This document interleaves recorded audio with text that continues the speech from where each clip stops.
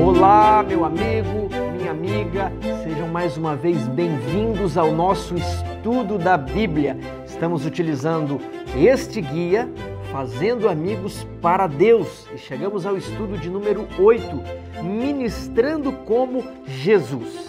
Esta lição, ela é muito fácil de ser compreendida, fácil de ser explicada, fácil de ser estudada. Todavia, muito difícil de ser praticada. É um ensino difícil de ser vivido. Então esse é o desafio da lição desta semana e também deste trimestre. A lição ela traz temas teóricos, às vezes difíceis de compreender e às vezes tais temas fáceis de compreender, mas difíceis de viver e de praticar. E assim é a educação do cristão. Parte teórica, mas também não podemos esquecer da prática. Antes de entrar propriamente no estudo da lição, uma pessoa me perguntou quais são os livros que eu tenho aqui na prateleira. Eu gostaria de mostrar aqui. Esse é o Novo Testamento grego, 4ª edição revisada. Ele tem um aparato crítico para mostrar qual variante textual foi retirada de qual manuscrito. Então, o Novo Testamento ele é uma colcha de retalhos, feito a partir de vários manuscritos, códices, papiros antigos, né? Então, esse livro, ele me diz aqui, nas notas de rodapé, olha, esse trechinho veio de tal manuscrito, esse aqui do outro códice, e ele então forma o texto do Novo Testamento, que é utilizado para se traduzir as Bíblias, aí para o português, inglês, espanhol, e por aí vai, ok? É o texto de Nestlé Aland, desse livro aqui. Aqui eu tenho o Cristianismo através dos séculos. O autor é Earl Cairns. E é um livro muito interessante, cheio de esquemas, muito didático, ok? Por fim, temos aqui também Dicionário Internacional de Teologia do Antigo Testamento. Uma obra que ele explica aí as palavras em hebraico e aramaico, né? Mostra como elas são utilizadas e os seus diversos sentidos na Bíblia. Tudo bem? Vamos entrar no estudo da nossa lição, parte de sábado. Jesus se importava com as pessoas.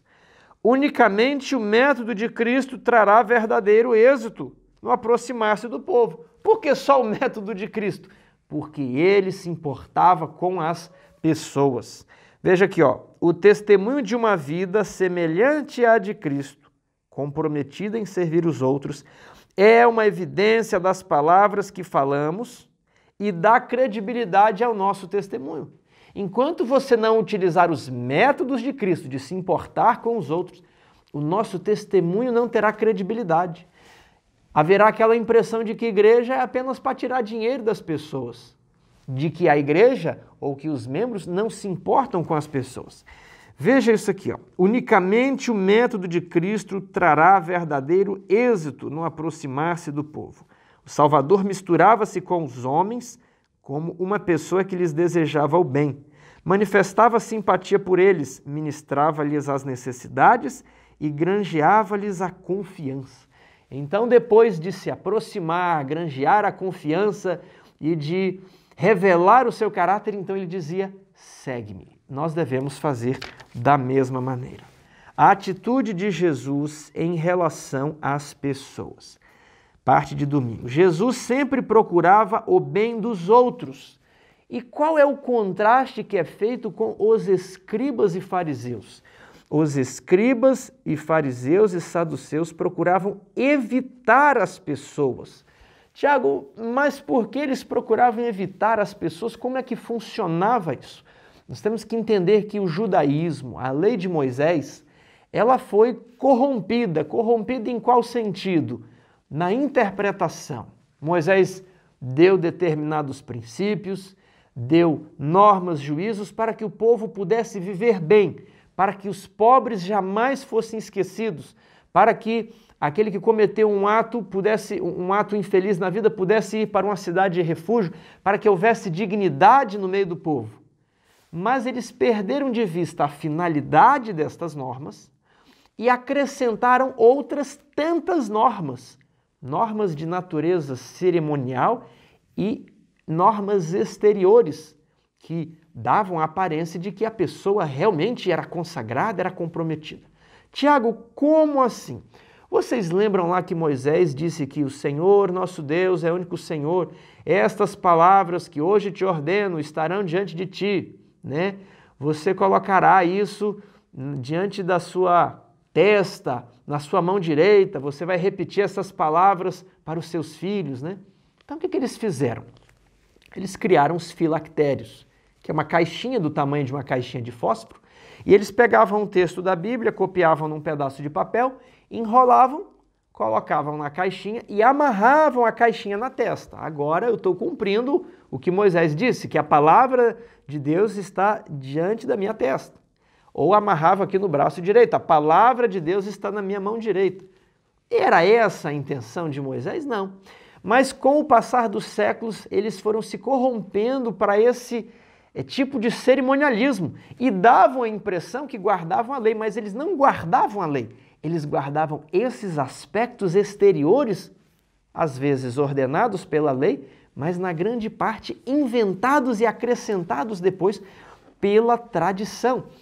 Por exemplo, os mandamentos sobre não poder cuspir no sábado e as questões sobre a purificação dos banhos e várias outras, né, e vários outros rituais. Havia muitas piscinas, mikvê, onde as pessoas entravam por um lado, né, tomavam um banho e depois saíam por outro, lavavam as suas vestes para comparecer ali perante o templo. E muitos se lavavam no tanque de Siloé e tinham que subir uma longa estrada até chegarem ao templo. Imagine se alguém encostasse em uma pessoa impura, puxa, vou ter que descer lá novamente no tanque, tomar outro banho e me lavar. Então, por causa de toda uma questão ritualística e cerimonial, os líderes judaicos evitavam os pobres, os sofredores, as prostitutas, que possivelmente não estavam purificados. Então, se ele encostasse, ele ia se contaminar, ia ter que descer lá embaixo, lavar a roupa de novo, tomar outro banho para poder voltar para o templo, né? Se encostasse uma mulher que estivesse nos dias da sua menstruação, a lei de Moisés tinha determinados regramentos ali. Então, havia toda um sistema de normas que eu digo, em grande parte acrescentado, não por Deus, mas pela tradição dos homens, que fizeram a coisa ficar tão rígida que eles não mais se misturavam com as pessoas que mais precisavam. E Jesus veio romper tudo isso. Jesus andava com as prostitutas e os publicanos, com os excluídos do povo. E aí Jesus diz o seguinte, ó, Mateus capítulo 5, verso 13 e 14. Vós sois o sal da terra. Ora, se o sal vier a ser insípido, como lhe restaurar o sabor? Não tem como.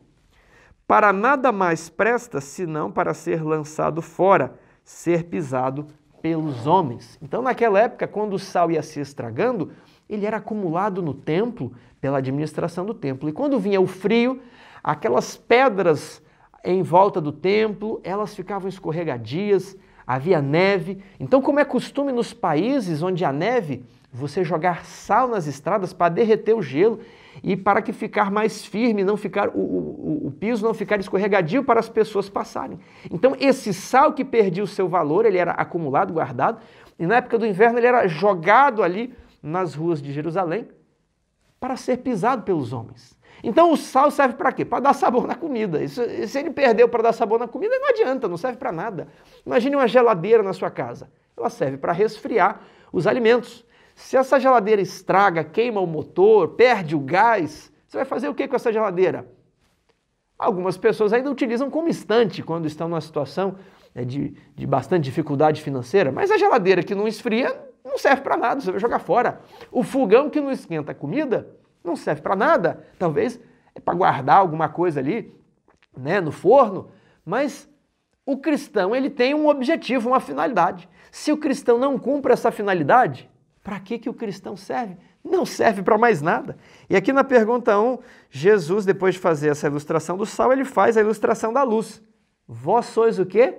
A luz do mundo. Não se pode esconder a cidade edificada sobre um monte, nem se acende uma candeia para colocá-la debaixo de um alqueire. Então, vocês são a luz do mundo. E naquela época, as cidades que ficavam em cima das montanhas faziam sinais de fogo, de luz, para transmitir recados. E não tem como você esconder um farol que está ali em uma cidade portuária para iluminar os navios. Aí Jesus compara, vocês são a luz do mundo. Tiago, que estranho, ele diz que nós somos a luz do mundo, porque lá em 1 João não, no Evangelho de João, capítulo 1, verso 9, a saber, a verdadeira luz que vinda ao mundo ilumina todo homem. Essa luz seria Jesus. E agora, em João capítulo 12, 46, eu vim como luz para o mundo, a fim de que todo aquele que crê em mim não permaneça nas trevas, porque ele vai iluminar o caminho. Então, Jesus é a luz do mundo? Sim. E nós somos a luz do mundo como? Ao refletirmos a luz de Cristo sobre as outras pessoas.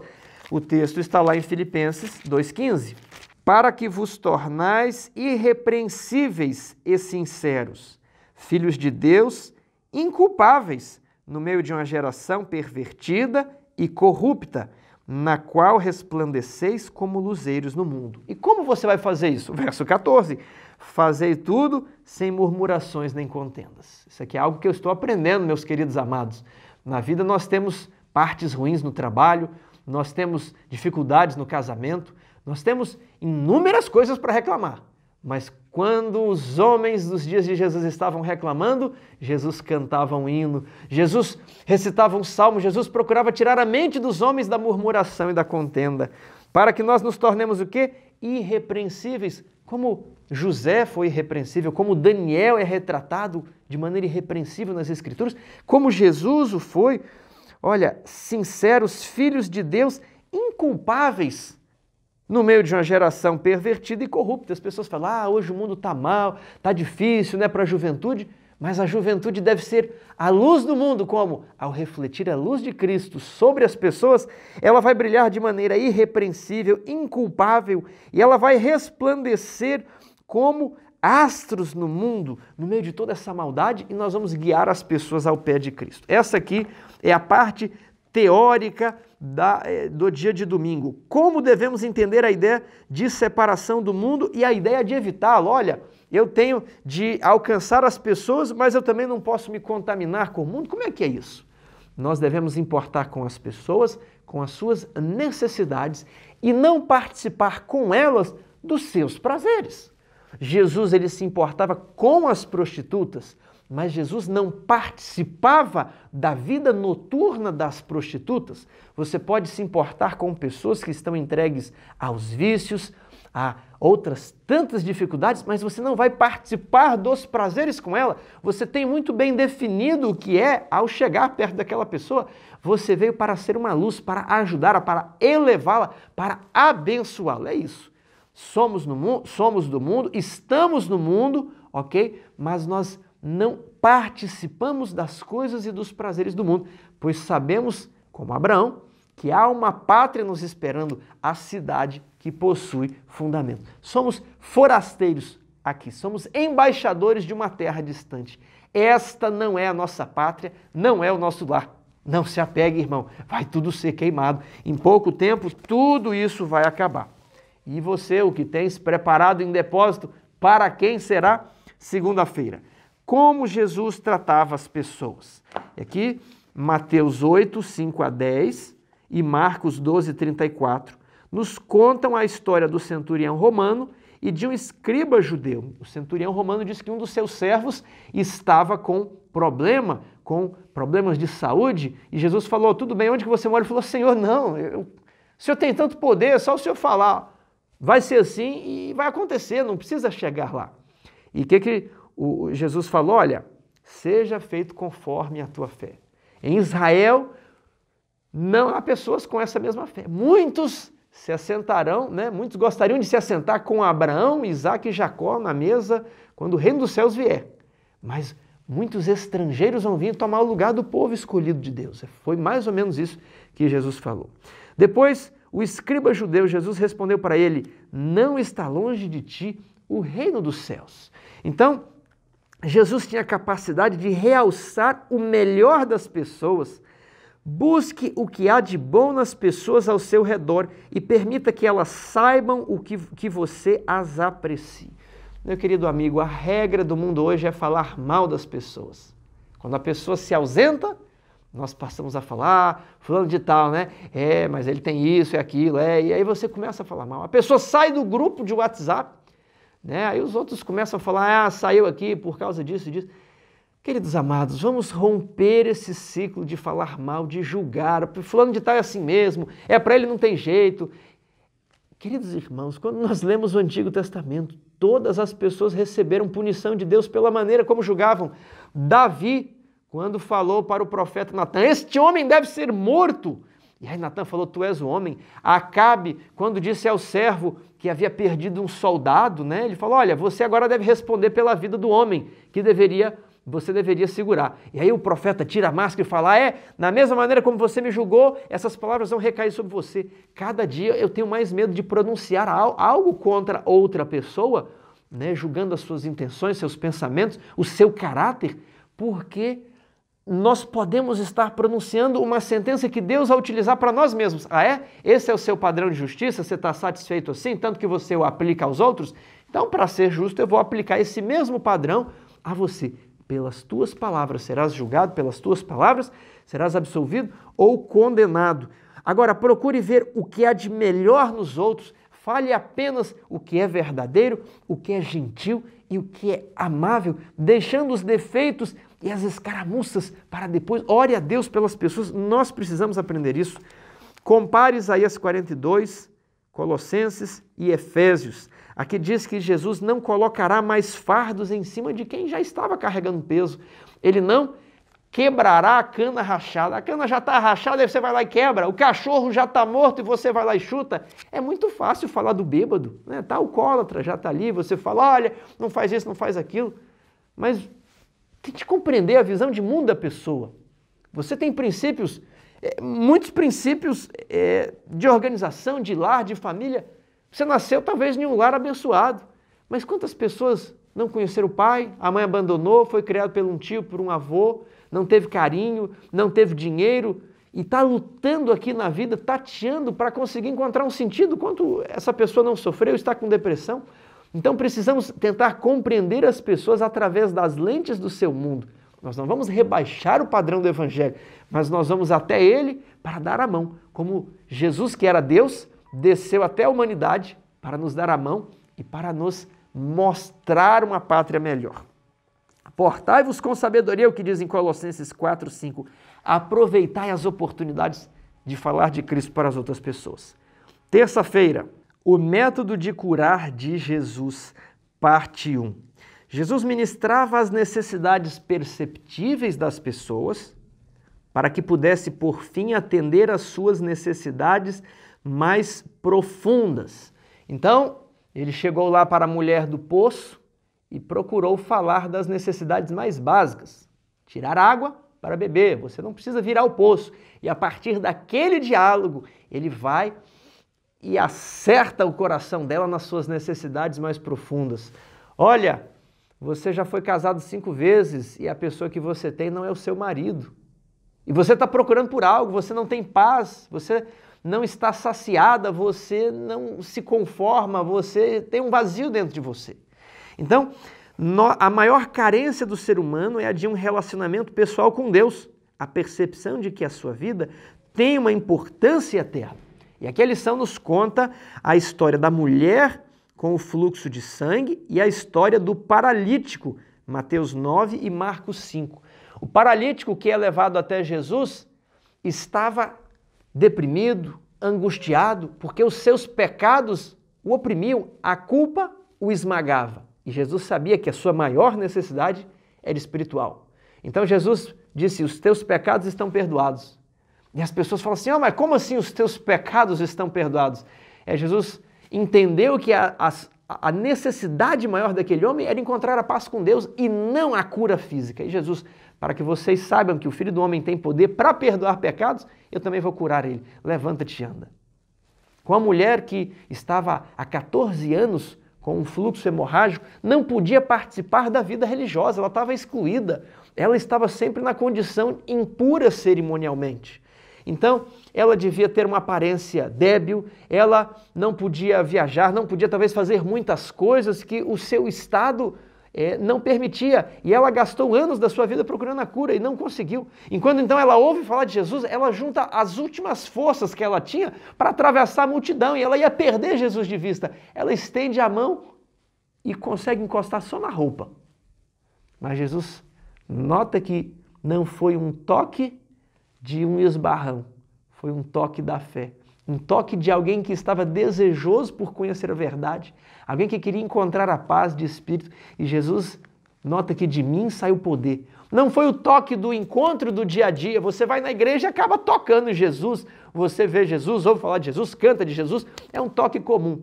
Não, aquele era o toque que ela sabia que se ela tivesse um contato com Jesus, a vida dela seria diferente. Então foi o toque que Jesus diz, de mim saiu o poder, foi o toque da fé. E Jesus diz, a tua fé te salvou. Muitos encostam em mim, mas apenas você recebeu a cura, porque você cria que se encostasse somente nas minhas roupas, você seria curada. Então, queridos amigos, o que estamos fazendo, como estamos fazendo a diferença na vida das pessoas? Precisamos de levar a cura. Como levar a cura? Isso aqui nós vamos ver mais na parte de quarta-feira. Mas as pessoas só vão se importar com o que você tem a dizer quando elas descobrirem o quanto você se importa com elas, o quanto você quer o bem delas, o quanto você quer elevá-las, o quanto você deseja que elas se sintam em paz.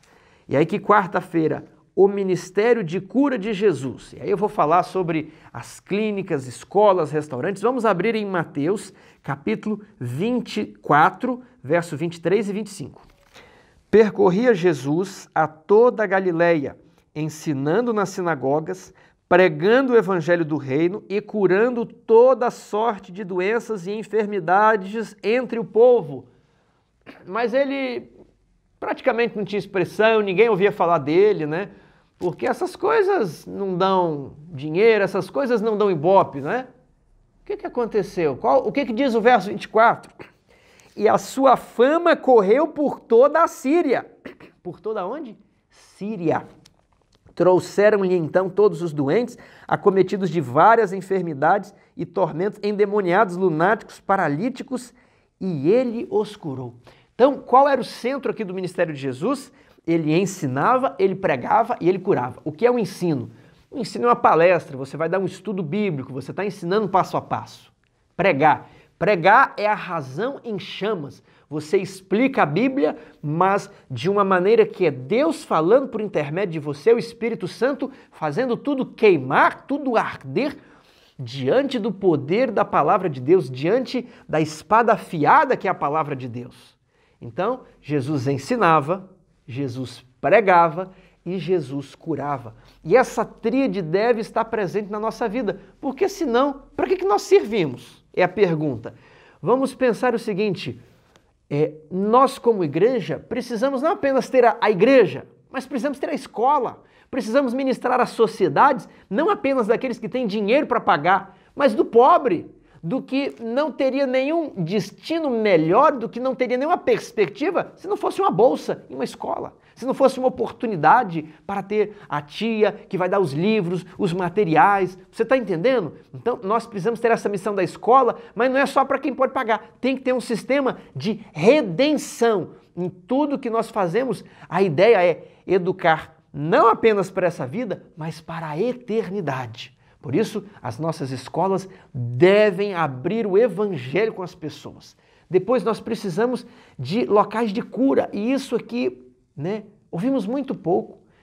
Na sua igreja, existe algum trabalho de cura, de saúde?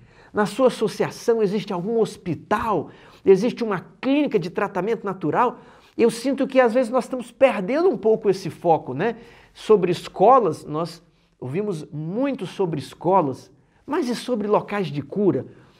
Um hospital, uma clínica.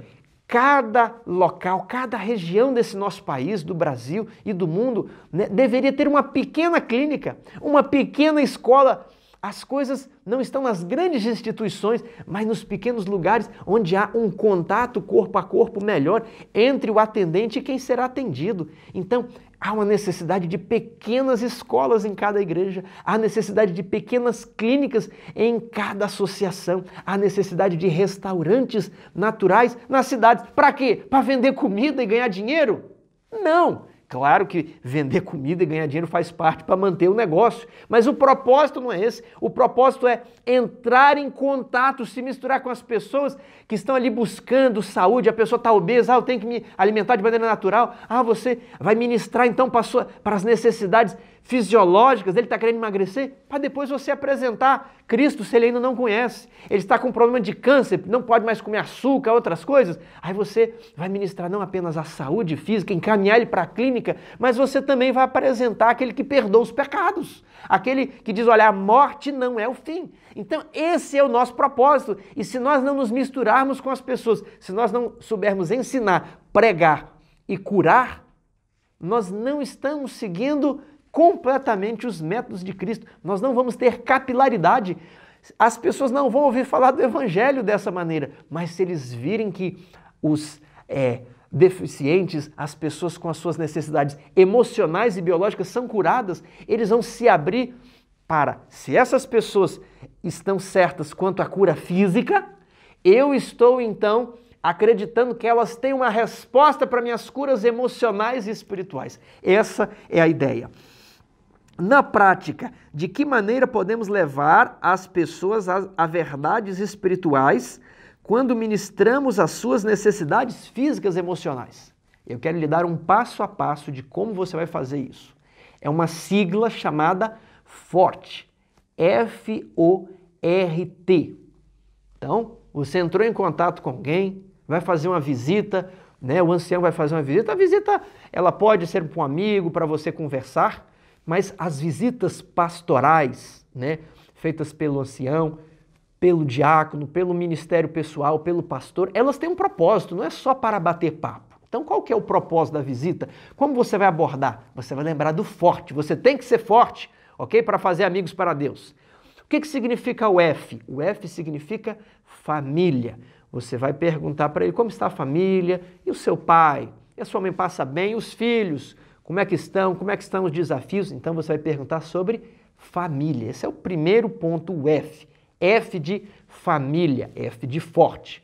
Aí depois que você conversa sobre família, você vai perguntar sobre o O, ocupação. Essa é uma sigla em inglês, né? Então seria occupation. Então é ocupação. E o seu trabalho? Não, estou desempregado, mas está surgindo uma oportunidade para mim. É mesmo? Mas assim, a questão do sábado, como é que está o seu trabalho? Você tem uma perspectiva, né? Você já pensou em mudar de trabalho? Você está fazendo algum curso para ter um trabalho melhor? Então você vai perguntar o que você gosta de fazer no domingo. É uma ocupação também, nos seus momentos vagos, ok? Os seus hobbies. Então, o F, família, O de ocupação. Agora, o R, você vai falar nos aspectos religiosos. Depois você pergunta de família, do seu trabalho. É natural que você vá fazendo perguntas. E você vai perguntar, meu amigo, como é que você está com Deus? Como é que está a sua vida espiritual? Seja brando, seja leve, para que a pessoa não fique constrangida. E desse jeito ela não vai ficar. E o que você tem estudado todas as manhãs? Você está estudando a lição, né, que o nosso guia de estudo da Bíblia? Você está lendo a Bíblia? Você está fazendo ano bíblico? O que você está descobrindo de novo? Eu não estou estudando a Bíblia, é mesmo? Mas por quê? Eu estou tão desanimado. Você entendeu? F de família, O de ocupação, R de religião. Você vai perguntar da família, a ocupação e a religião. Por fim, depois que você perguntar essas três coisas, vem o T do forte. O T significa testemunho. E aí você vai dar o seu testemunho. Você pode contar algo que aconteceu na sua família. Olha, minha família era assim, etc. Mas então eu decidi fazer o culto familiar de manhã. Olha, você não sabe como é que minhas crianças melhoraram. Minhas crianças não prestavam atenção na igreja, mas depois que... Perdão, irmãos. Depois que eu passei a fazer o culto familiar com elas, elas ficaram mais atenciosas, elas estão mais reverentes na igreja. Olha, ocupação, eu também tinha essas dificuldades. E aí eu sentia que eu não era fiel nos dízimos. E aí você vai dar o seu testemunho de como Deus tem mudado a sua vida, como você tem mudado os prazeres do mundo em ocupações mais elevadas. Você pode falar, então, da sua vida religiosa, você mescla tudo e dá o seu testemunho. Entendeu como você pode abordar as pessoas? Forte. Família, ocupação, religião. E aí você dá o T de testemunho. Agora é você que dá o seu testemunho com base em tudo isso para poder penetrar no coração daquela pessoa. Quinta-feira, o que importa para Jesus? O sal precisa salgar. A luz precisa iluminar. E o cristão? O que o cristão precisa fazer? Essa é muito fácil, né? O cristão precisa ser como Cristo. Porque Cristo é o modelo. Ele é o nosso exemplo. Se você não é como Cristo, então você não é cristão. Porque o nome diz o seguinte: cristão significa pequenos cristos, ok? Pequenos cristos. E as pessoas têm que entender que apesar de as forças do mal terem matado o grande Cristo, agora a igreja ela está cheia de pequenos cristos. Cristão, é isso que significa. Você vai fazer no mundo as mesmas obras que Cristo fazia.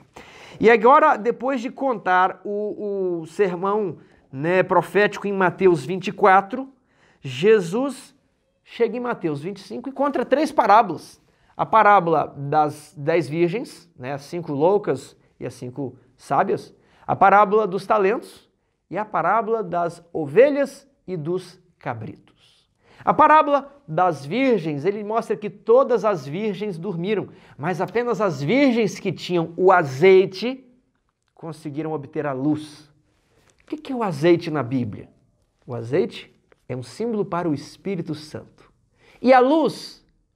A luz é o testemunho. O Espírito Santo habita dentro de você. Se há óleo na sua lâmpada, meu amigo, ela tem que brilhar, vós sois a luz do mundo, o seu testemunho tem que sair. Está entendendo?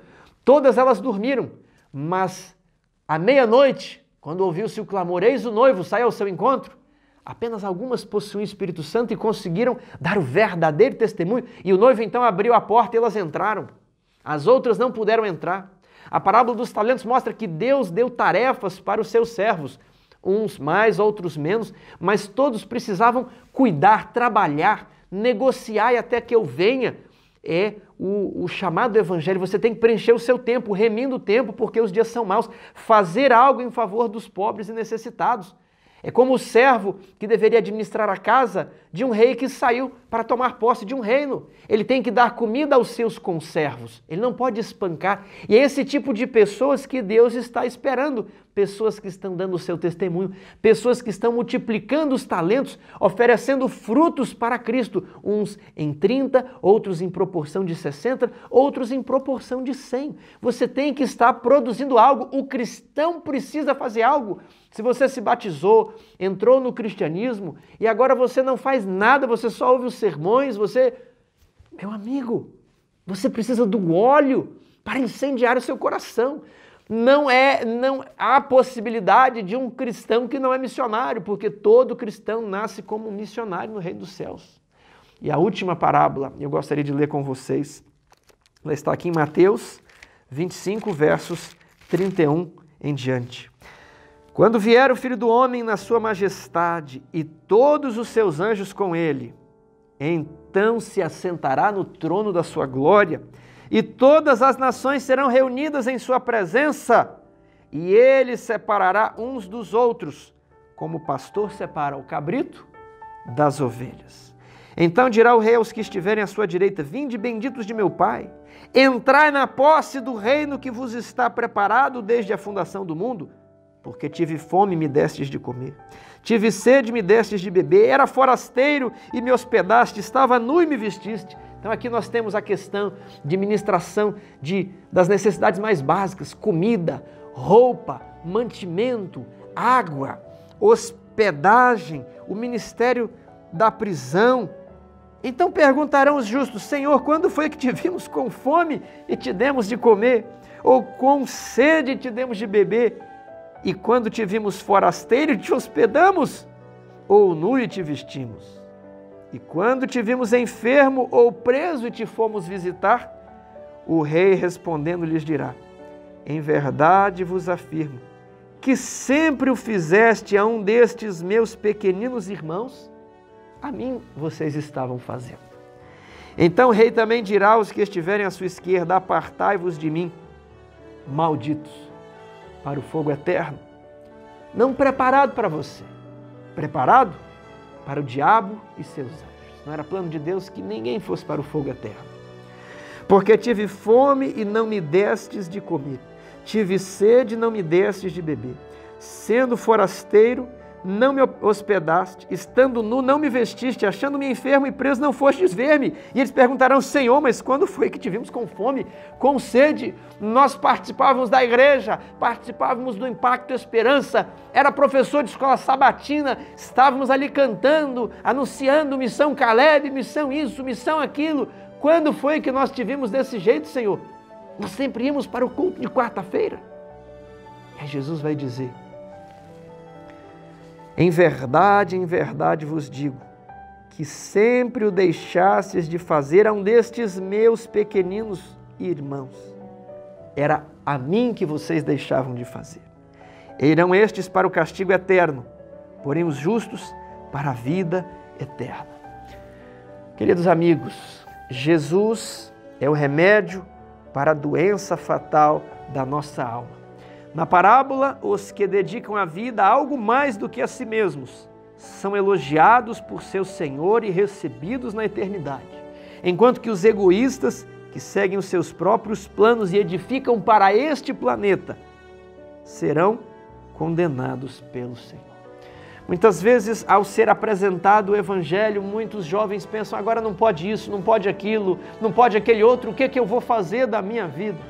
A sua vida já foi perdida e, pela graça de Deus, a sua natureza deve estar morta.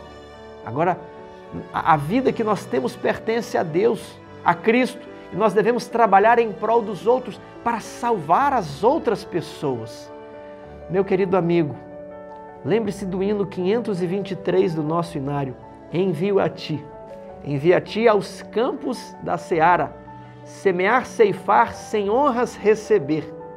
Gastar-te até o sangue sem poupar-te, ó vai e lembra todo o meu sofrer. Envio a ti aos corações que odeiam, aos olhos cegos que não querem ver. E a música prossegue. E no final vem o refrão que diz assim: como o Pai enviou-me a mim, eu envio a ti. Essa é a síntese de tudo. Não viver para nós mesmos, mas a todo tempo nesta terra nos prepararmos e nos dedicarmos para levar outras pessoas para o céu, onde tudo valerá a pena. Que Deus te abençoe.